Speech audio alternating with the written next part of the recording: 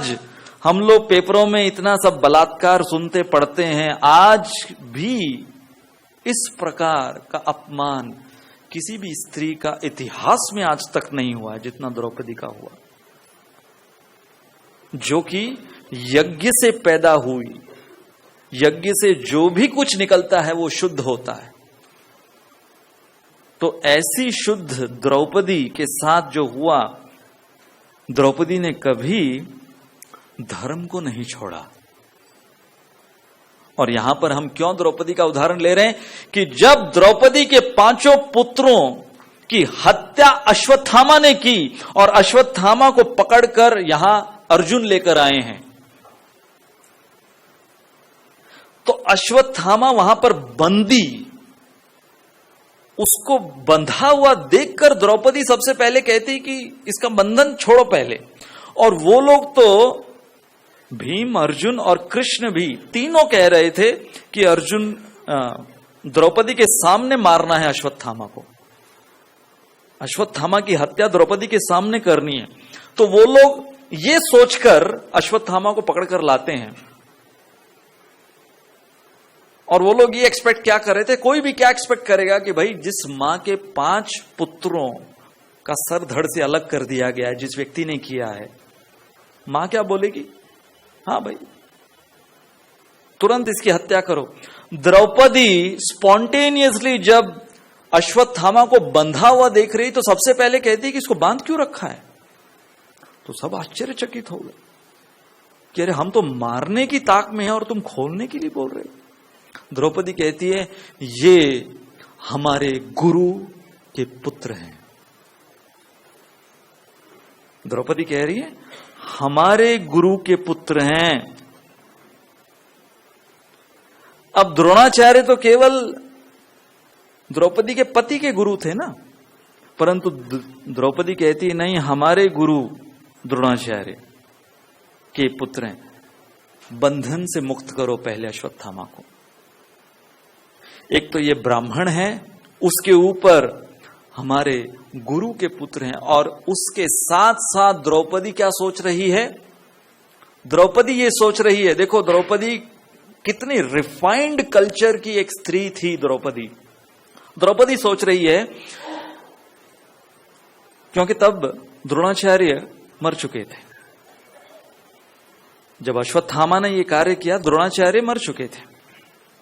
तो द्रौपदी कहती है, द्रौपदी का कैलकुलेशन धर्म के अनुसार ये, द्रौपदी कहती है कि मेरे पति जिंदा हैं, 5 पांडव जिंदा हैं, मेरे 5 पुत्र मारे गए होंगे, परंतु मेरे पति तो जिंदा हैं।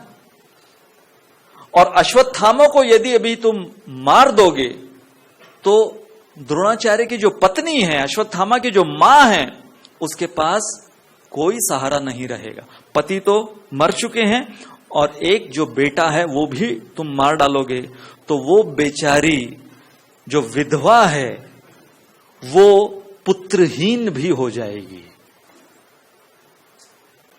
उस विकट परिस्थिति में इस प्रकार का कैलकुलेशन भी करना, ये केवल द्रौपदी जैसी धर्मपरायण स्त्री ही कर सकती है।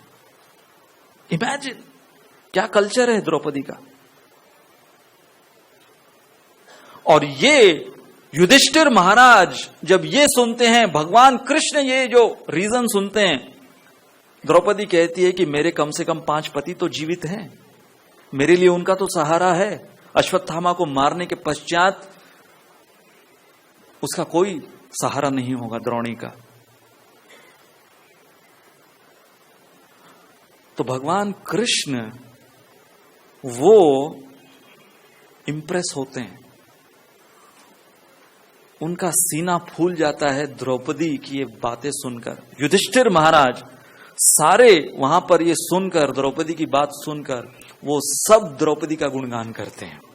यहां तक कि देवता वो ऊपर से पुष्प की वर्षा करते हैं कि आज दिन तक द्रौपदी जैसी सहनशील, द्रौपदी जैसी धैर्यवान और द्रौपदी जैसे धर्मपरायण स्त्री न तो हुई है न होगी।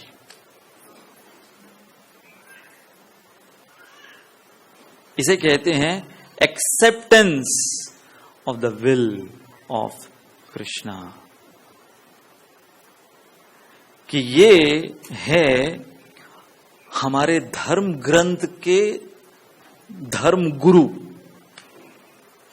इसलिए बड़े बड़े गुरुजनों ने द्रौपदी को अपना गुरु माना है। लोग कहते हैं ना कि अरे वैदिक संस्कृति में आप क्या स्त्रियों को नीचा बोलते हो, पुरुषों को ऊंचा बोलते हो।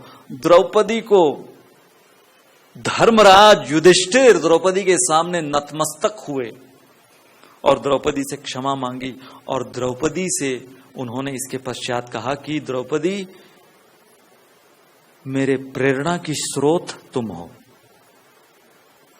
सारे पांडवों ने द्रौपदी को अपने प्रेरणा का स्रोत माना, कुंती महारानी ने द्रौपदी को अपने प्रेरणा का स्रोत माना, और अंततः भगवान श्री कृष्ण आंखों में आंसू लाकर द्रौपदी के सामने गिरकर कहते हैं, द्रौपदी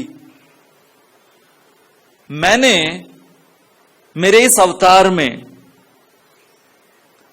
मेरे हृदय के अंदर जो तमन्नाएं थी धर्म की स्थापना करने की, वो सब मैंने सब कुछ किया। ब्रजवासियों के साथ जो लीलाएं की, भगवत गीता को सुनाया, इतने जो अधर्मी थे उनका नाश किया। तो जाते जाते मुझे इन सब पर फक्र है जो मैंने किया, परंतु द्रौपदी एक चीज को लेकर जिंदगी भर मैं अपने आप को कोसूंगा। भगवान कह रहे हैं द्रौपदी से कि द्रौपदी मैं अपने आप को जिंदगी भर कोसूंगा, मैं अपने आप को जिंदगी भर क्षमा नहीं कर सकता। द्रौपदी किस बात के लिए कोसूंगा? कि जब द्रौपदी तुमने मुझे बुलाया तो मेरे आने में थोड़ी देरी हुई,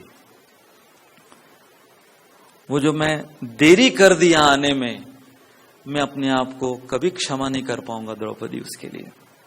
हो सकता है तो किसी दिन द्रौपदी तुम मुझे क्षमा करो, तो हो सकता है कि ये मेरे अंदर जो रंज है वो दूर हो पाए।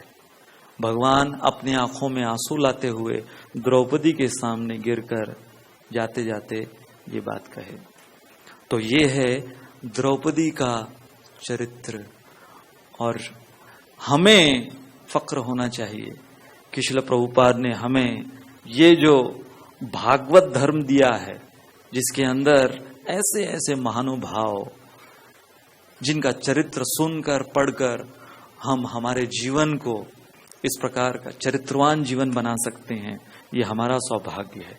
बोलो श्रील प्रभुपाद की, श्रीमती द्रौपदी देवी की।